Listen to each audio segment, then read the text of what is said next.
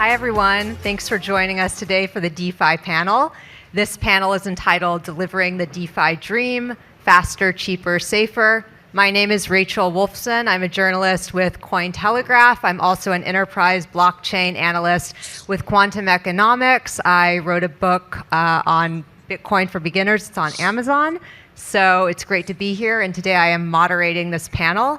And I'm going to let our wonderful panelists go ahead and introduce themselves. Nice to meet you, everyone. Thanks for having me here. I am Benedetto. I am the CEO of Volks Finance. Volks Finance is a capital markets protocol built and operated on the Algorand blockchain. It has been founded by Blockchain Italia, which is a software house. We are based in Milan, and we develop solutions with blockchain. Little bit of story behind. So we became, between the 12 first global partner of Algorand, we saw into this technology a bright future, so we joined it 2 years ago. And we mostly develop all of our products, and we consult to our customer this technology always, so we spread the voice. And 1 year ago, we saw there was this growing DeFi ecosystem on Algorand. There was Tinyman being built. There was Seb doing Yieldly. So was missing a lending protocol, so we decided to jump on it, and we did our study. We were able to do it, so we applied to the Algorand Europe Accelerator, and at the time it was called Algorand. Then we branded it to Volks Finance, and it was an amazing trip. Now here we are, ready almost to go on testnet, so this is us. Hi, nice to meet everyone here. I'm John, co-founder of Algofi. We're a lending market and stablecoin built on the Algorand blockchain. And I actually want to announce today that we're going to the mainnet in December. So I've been talking to a few people. Thank you. So we've launched the testnet a few times, and I guess some backstory. So my co-founder, Owen, and I worked in the hedge fund industry for a few years. And in 2020, we got really excited about what we saw as the new financial system being built on blockchain. So we came up with a few ideas and applied to Y Combinator, a startup accelerator in the Bay Area. And during that time, we built a lot of conviction on the Algorand ecosystem due to its performance, community, and core developer team. And from there, we decided, we wanted to build out the new finance. And so, that's what we've been doing. So we're excited to launch and happy to be here to spread the word. Hi, my name is George. We're building Venue 1. It's a prediction protocol on Algorand. We're looking to create a very fun experience for users, something which is at the intersection of all the attributes of Algorand which make it unique. We've started working on this project in May, and we're about to go live before the end of the year. We have worked before with Algorand on some enterprise-level applications. Great to be here. Great to be on this panel. Thank you. Hi, I'll maybe let Fergal go first. Okay, sure. Hi, everyone. I'm Fergal Walsh from Tinyman. So Tinyman is a decentralized asset exchange protocol on Algorand. And our backstory is that Tinyman is a spin-off from a company called Hippo Labs. And we've been building digital products for over 10 years now. In a variety of spaces, but including fintech and blockchain. And we've been working with Algorand for nearly 4 years now on a number of different projects. And we saw that there was a need in the Algorand ecosystem for a decentralized exchange or an AMM type of product. There wasn't anyone building it at the time. We thought it was interesting to get into building something on-chain for a change. So we decided to take on this challenge, and Tinyman is the outcome of that. And so Tinyman has been on mainnet for the last 2 months, and it's going very well. There's over 30 million in USD in TVL, 5 million USD in volume daily, and over 2 million swaps made over the last 2 months. So we're very early days of the project, but so far so good. And my name's Sebastian. I'm the founder of Yieldly Finance. We're one of the first DeFi projects to launch on Algorand. Been around for about 6 months now, which feels like a very, very long time in this space. We have about 120 to 150 million TVL, depending on how much Scaramucci is selling a day, I guess. We launched an NFT prize game as well about 2 months ago, and have seen the beautiful growth in that ecosystem as well firsthand. We had the first yieldling, which I think many of you might have seen, framed around the corner in the courtyard. I think there was around 20 million US staked to win one of those when we first launched that as well. So, very excited to hear all the launches that are happening coming up, and very keen to share some of our thoughts with you all. Great, thank you guys. So first question, let's talk about Algorand's importance in DeFi and why you guys have chosen to build on Algorand. And whoever wants to start, feel free. So I may take this. When we invested in Algorand in general, we saw the potential of the blockchain for business application trusted by institutions.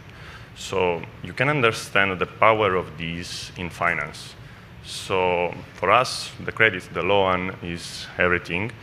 And when traditional finance and decentralized finance will have to merge and they will have to choose a layer to do it, Algorand is the bet. I mean, we know all the technical features, so I'm not going to do here the pitching about it, but at one point the future will be Algorand for traditional finance, and we believe that giving to the people the way of having in a decentralized way loans, these will be the future of finance.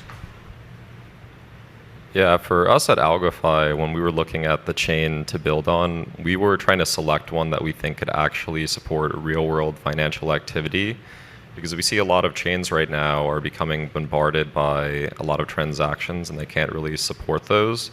So when we were analyzing the performance metrics like block time, throughput, and transaction costs, Algorand was really compelling.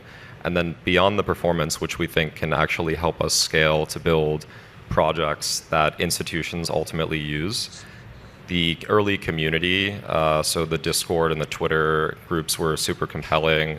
We saw a very vibrant, passionate community that's very excited about what's to come for Algorand. And beyond that, working with the core developers at Algorand has been really seamless. So their developer tools are really early, but they've been very communicative and helpful in getting us onboarded. So for us, it was an easy decision. For us, it was the reliability. I think it's one of the few chains that has had no downtime. Because we are aiming of having predictions and exchange of trades in fast markets and in short-term events, we can't really have downtime. It's going to kill the user experience. So starting from the user experience, the reliability, and obviously the stellar team, it was a no-brainer for us. All right, sorry, Fergal, I'll pause for you, mate. Thanks. So for us, we came at it from a slightly different angle in that we already knew the Algorand team quite well, and we've been working with them for quite a while. And we were just extremely impressed by the engineering organization and talent behind Algorand. And we knew that there was something really solid going on there. But a lot of us on our team didn't really believe in blockchain and crypto at that point. And we were helping them from other technological point of views, but we didn't actually believe in this crypto thing until we decided to look further into Algorand and see what exactly is it that these guys are building. And then we started comparing to other chains and other technologies that are out there, and what Algorand was doing made perfect sense, while what these other chains are doing just didn't make sense. It didn't seem like a good solution to the problem.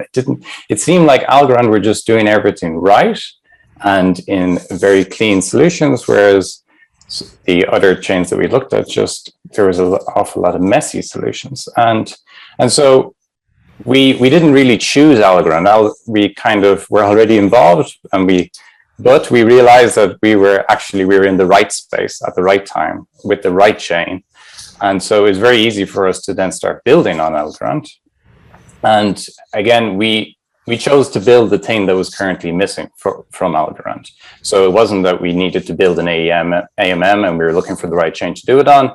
Instead, we were like, okay, what is missing from Algorand? It needs an AMM. It needs a decentralized exchange. So that's what we're going to build.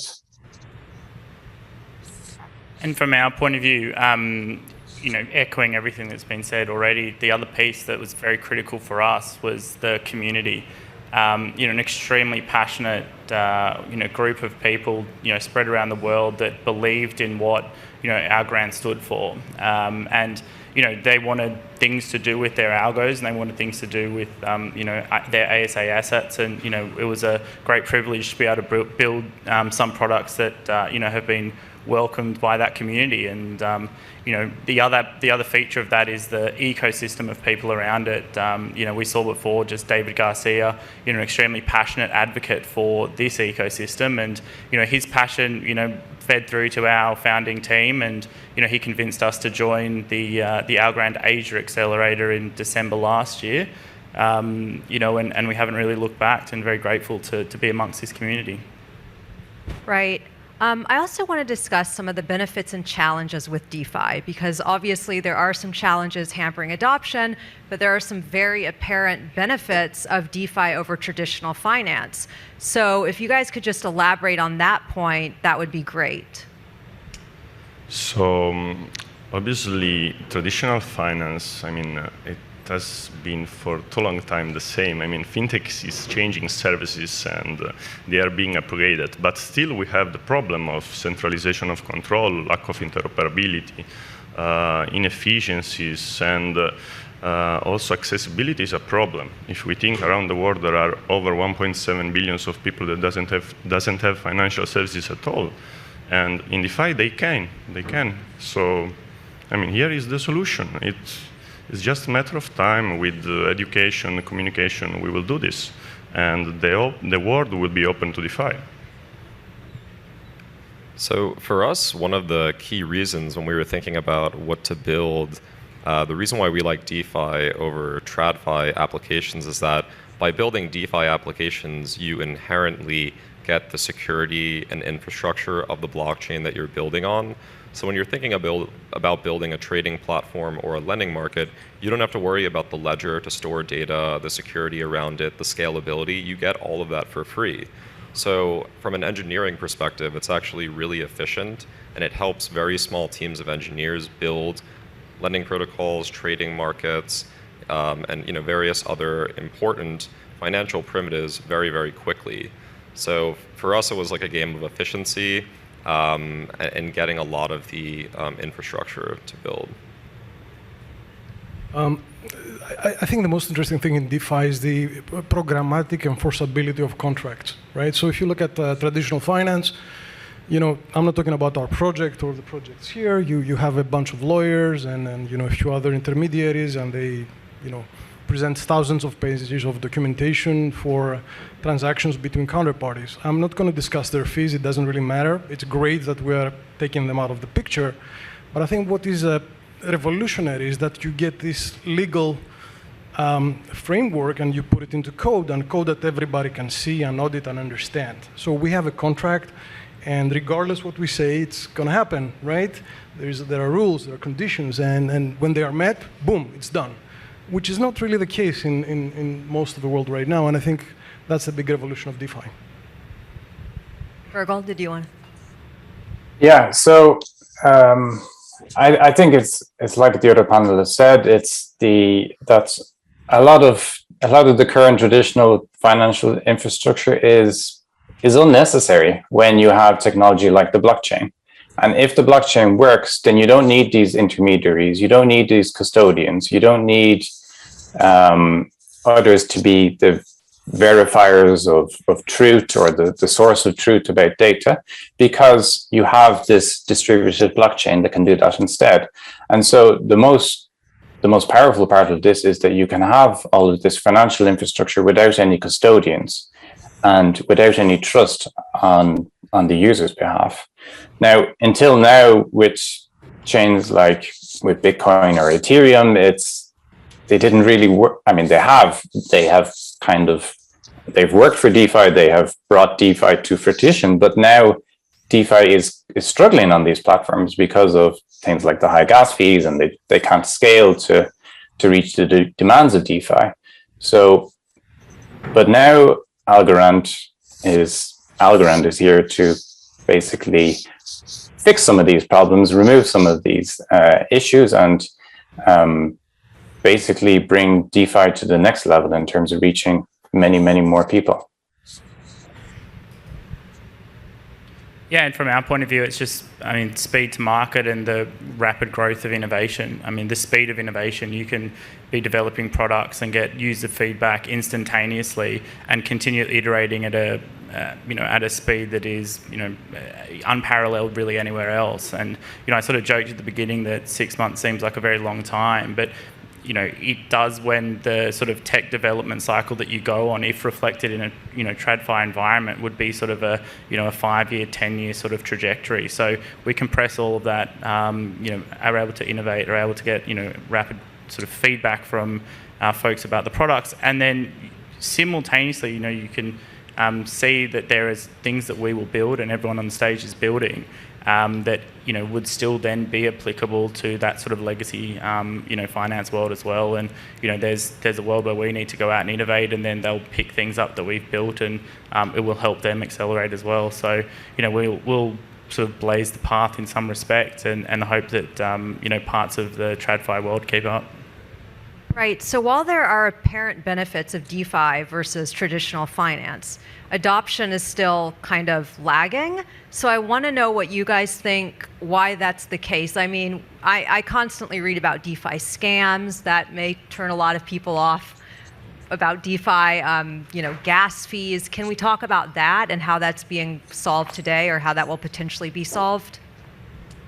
So the adoption of DeFi is gonna like a revolution. They don't happen very fast all the time. They need time to people to understand it, to people get into it. And I came from Italy, and if I compare already the Italian crypto community to get to this one in Miami, that is much stronger. Everyone talks about crypto. Indeed, for us, is lower, and it's different. People must understand it with time, and it will happen. We will not even think about blockchain in a few years, and it will be behind any process. And obviously, in DeFi, it's going to change a lot because it's really a revolution.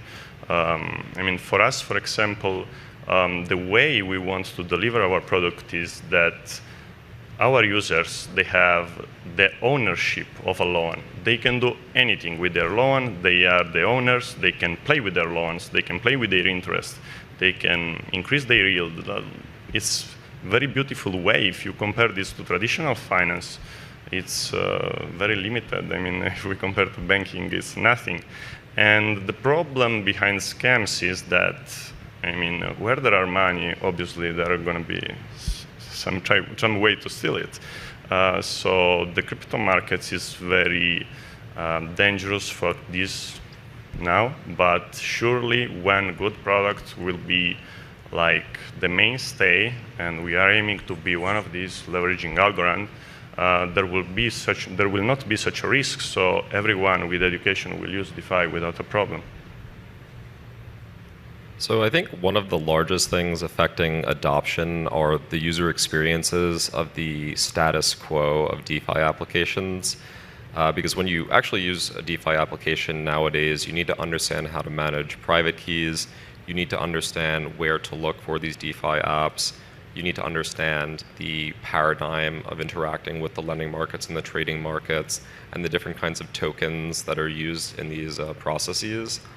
So I think that longer term, protocols will develop user interfaces and experiences that abstract away a lot of these details to make it easier to interact with the platform. And the protocols that we see today will look a lot different in 5 to 10 years as the user also changes. Currently, the profile of the user is someone who's crypto and DeFi savvy, who understands how to interact with it and is excited to do so. But this community is going to grow, and when we onboard the next 100 million to billion people into DeFi, we're going to need to make the applications look a lot more like the consumer fintech applications.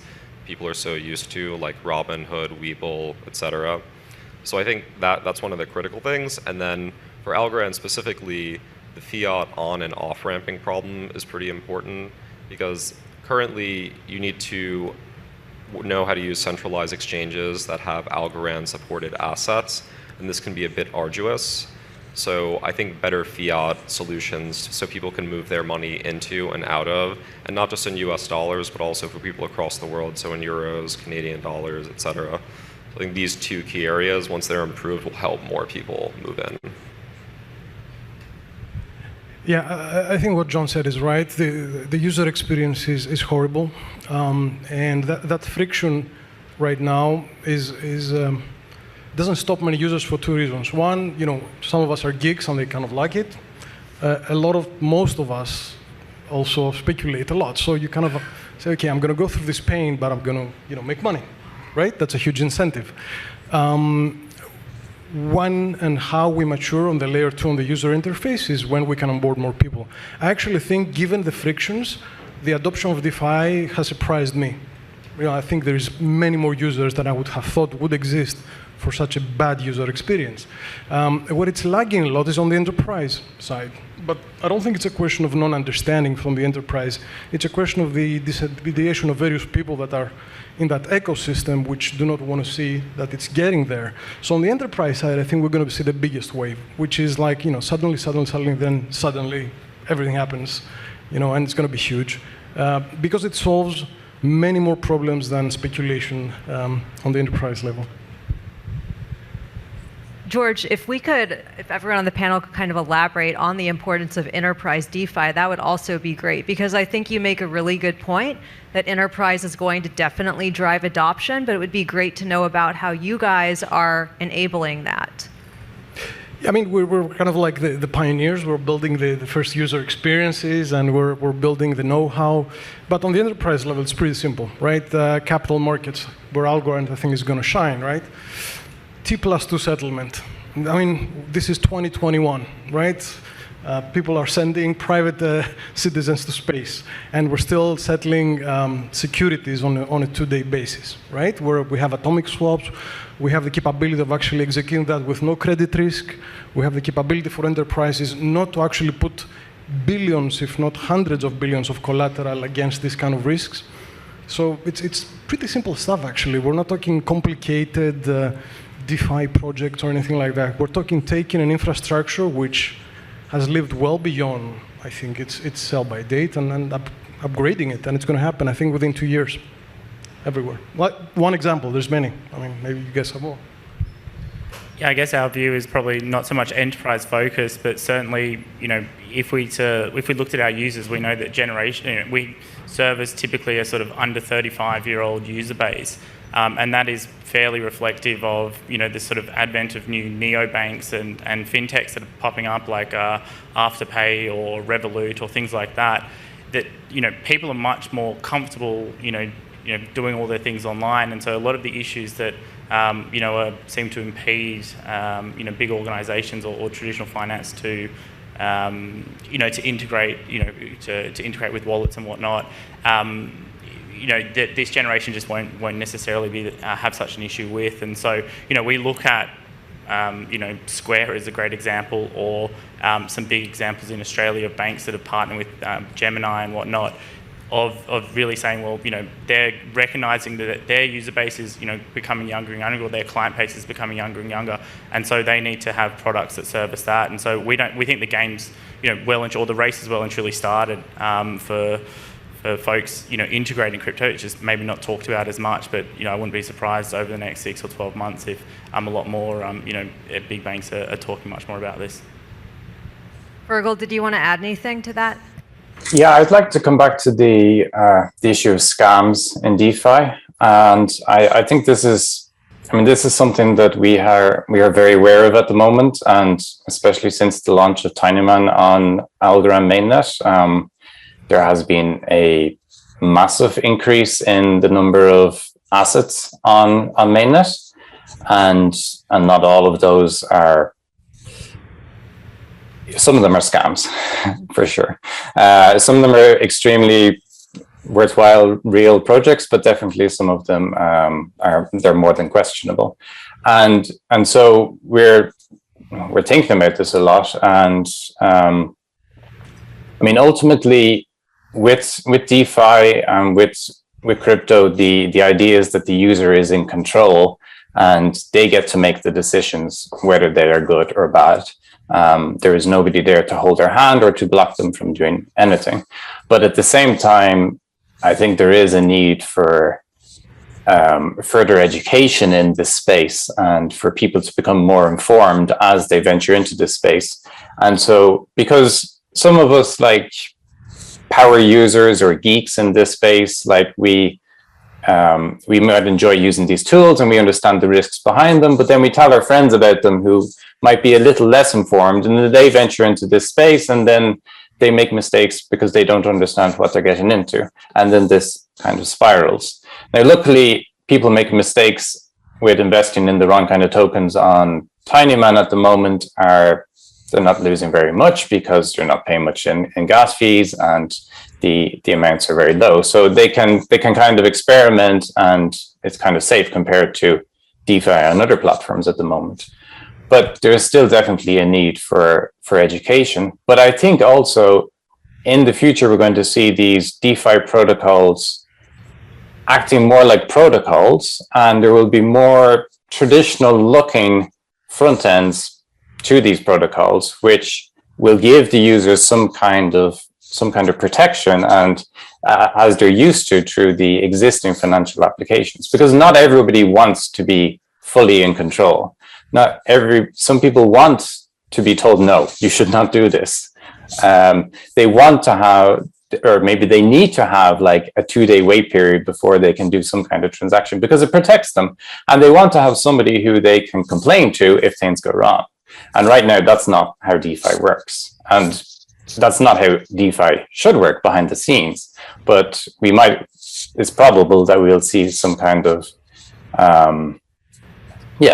user-facing applications that actually take a lot from the current traditional finance. Right. Did anybody want to add on to that? The one little comment I'd say is that any of the folks up here that have a Telegram group for their company will certainly know that there is a forum for people to complain when things go wrong. So. Right. Well, Fergal makes really good points. I think education definitely is still needed in the DeFi space. And it would be great if you guys could touch on that point. Are you guys doing anything to ensure that people are educated on DeFi?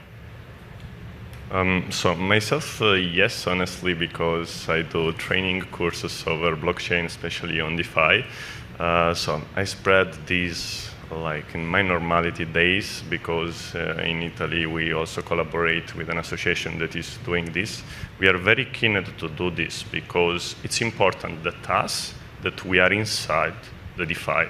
We have to do this in the right way and explain with easy words, as it is important as much as I have an easy and user-friendly experience on the application. But what I saw really in my past is that the efficiency and the beneficial aspects of DeFi, if explained in an easy way, it's very easy to understand because, I mean, comparing to traditional finance, there is all to win and nothing to lose. So it's up to us, guys. Let's do it. Did anyone want to add?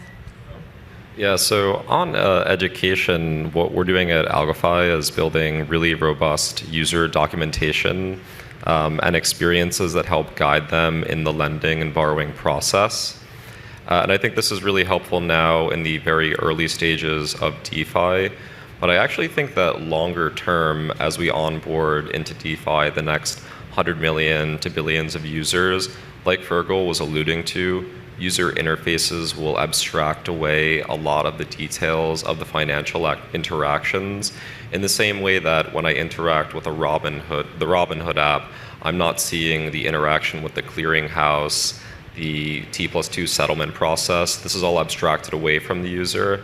And I think we can do similar things in DeFi, where I don't have to manage my depository receipts. My borrow interest is very clearly displayed to me. So I envision a world where apps like Uniswap and Compound start to look a lot more productized and professional, and therefore abstract away the need for very strong education. We're going to be educating our users on the particularities of the markets we're going to have on the platform. I don't really think it's our mission to teach people not to give their private keys away, or don't give your e-banking password to some guy on the bus. I mean, okay. I think we're trying to build a user experience and a flow that will guide the users to make sure that they're safe, right? That they're not at any point exposed or need to have any help from a third party that could expose anything about their account. But overall, education, I think there are some people that can be educated, there are some which cannot, right? I think as a community, we should all try and keep people safe, but there's always going to be a subset of people that in any industry will just disregard everything, right? And I don't think that's a DeFi-specific problem. I think it's a human problem. Right, yeah. Let's change the topic a little bit to something a little more technical. Multichain has been a topic of conversation lately in terms of building DeFi products. Do you believe that multichain is necessary for DeFi products and for building those? Absolutely. I think for inclusivity, it should be. It should be the case that basically layer ones eventually disappear and users have applications that can have foundations on multiple chains, right? And this can be done in a number of ways. It could be through bridges, it could be through other interoperable protocols, it could be, as we're doing it, where we're allowing people to onboard from any chain, to our platform. It's really important that layer ones disappear. When layer ones have disappeared, and in a conference like this, we're not discussing Algorand, but what is built on Algorand, then we will have succeeded, I think. Yeah, I tend to agree. I think we've got to track the users. We want to build products that matter to them, and we know that we're not the exclusive place that users in the DeFi ecosystem or the DeFi industry are wanting to do things on. And so we want to make it as easy as possible for people to use our product, do what they like there, and go off and do whatever else they like across the rest of the or using the other array of products out there. So core infrastructure that drives a very easy user experience once they're in the comfortable with their private keys and whatever, once they're actually endemic into the ecosystem, fantastic.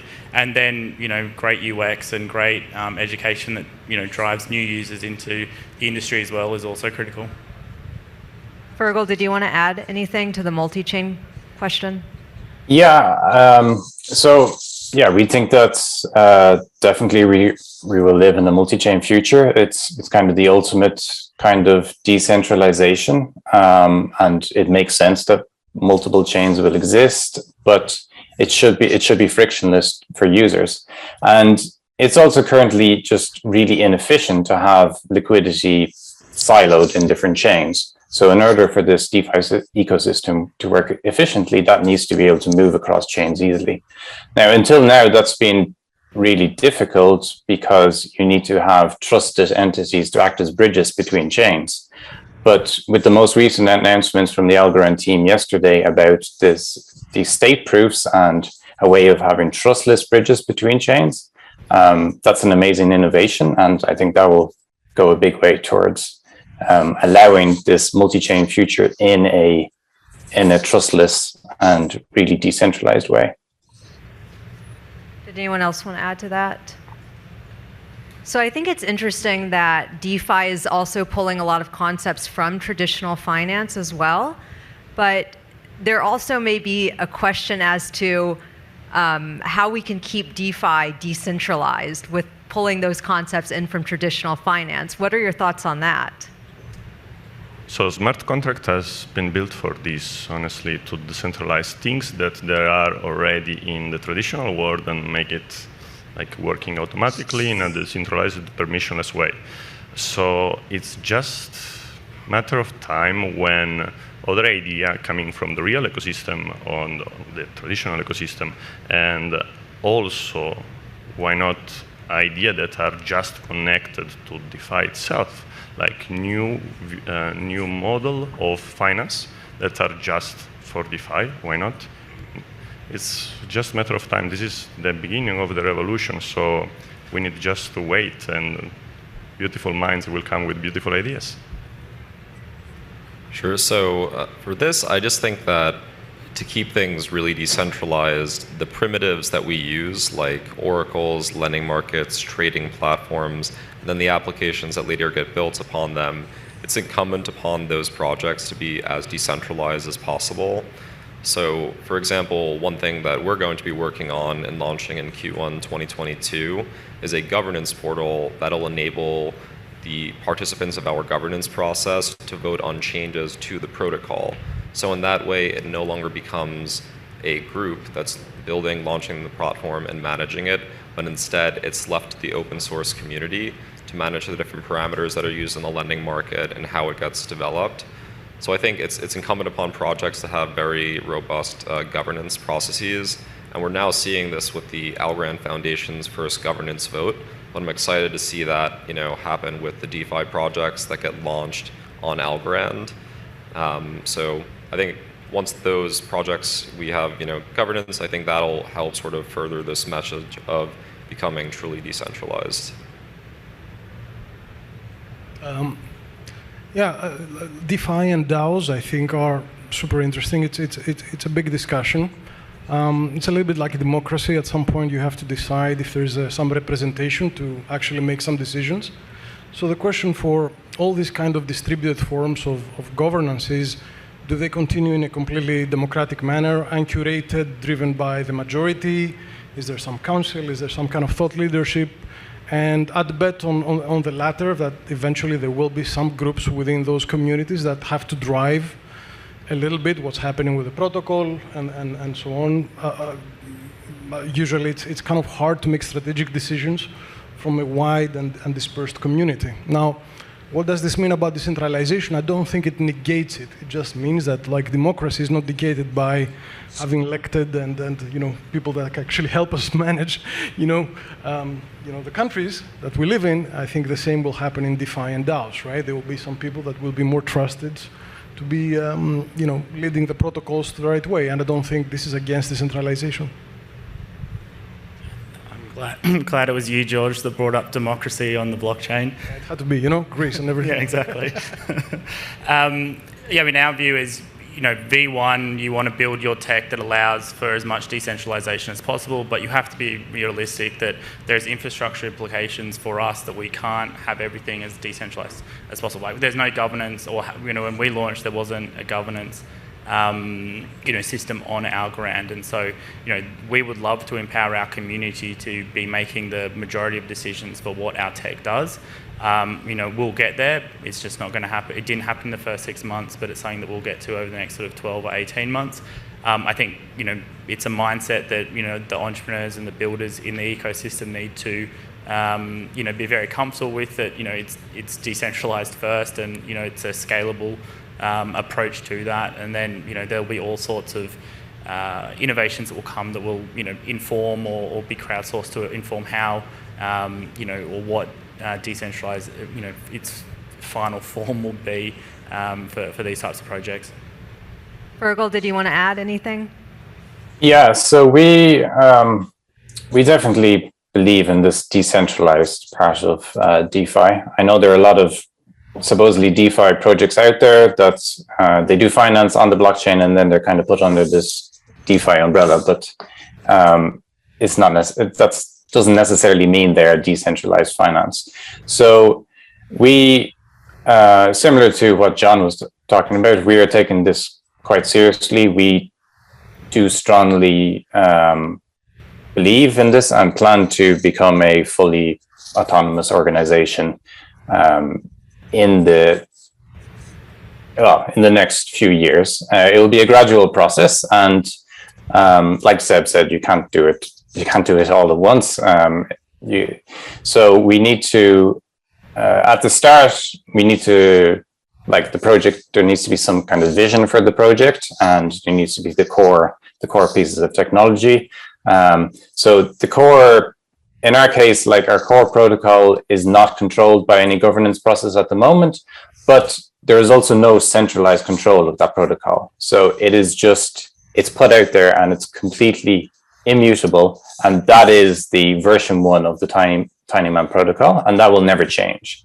So we've got to the point where it's completely trustless and permissionless and decentralized in the sense of the actual protocol that is running.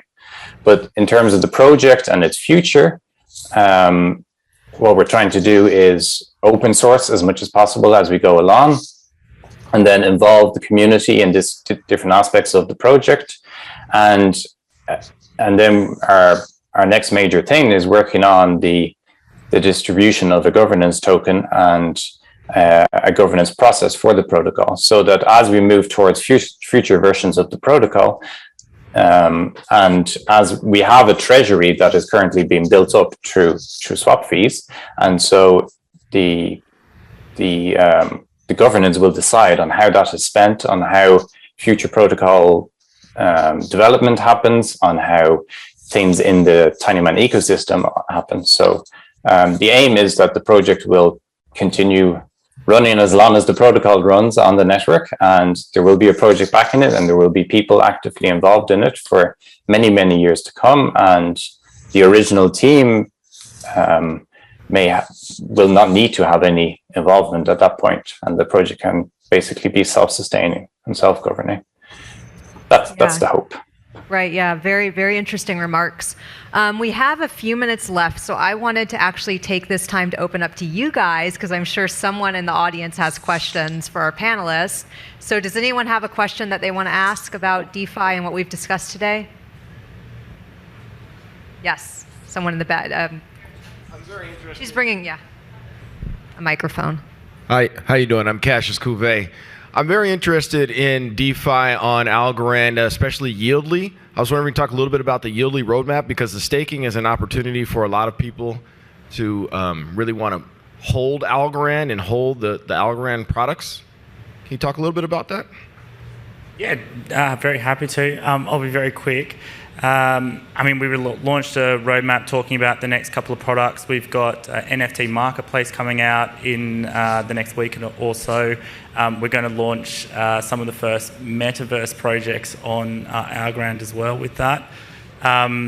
We've got an LP staking pool, so that will allow for folks that are going to be staking already in Tinyman to have incentives to continue to do that. So it'll be a lovely cross-pollination of the two projects.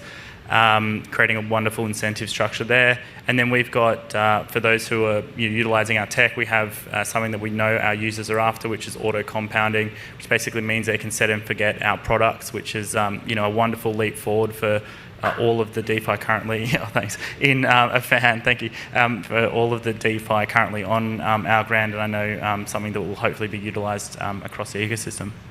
Great. We still have a few minutes, so if anybody else has some questions, I think we've got a question over here. She's going to bring a mic.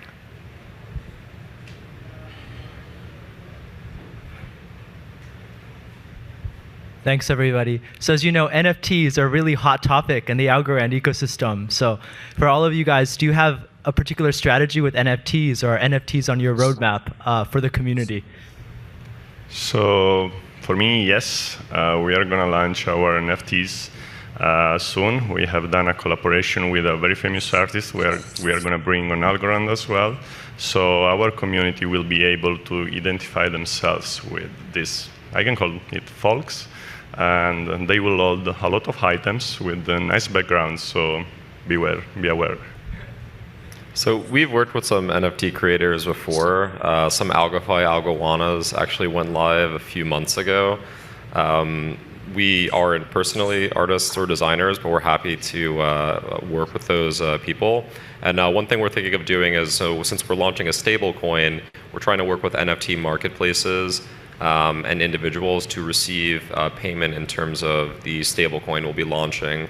So we're hoping that'll be helpful to compete with USDC and the other Algorand-based stables. I can't say much because we're building it. We're building a NFT metaverse index so people can actually trade on that. It's kind of hard to acquire some of these properties these days, as it's understood, but we want to allow people the opportunity to position themselves, long or short. Fergal? So in Tinyman, there's been a lot of requests for Tinyman-based NFTs. The Tinyman brand has got a lot of love, and there's a lot of potential for doing interesting stuff with the brand we have. So our own designers are working on some NFT stuff, and we're also working with some other external artists for various NFT related things. So I guess we'll have some NFT related news in the coming months. We're pretty bullish on NFTs. If anyone's seen our platform, it's full of them.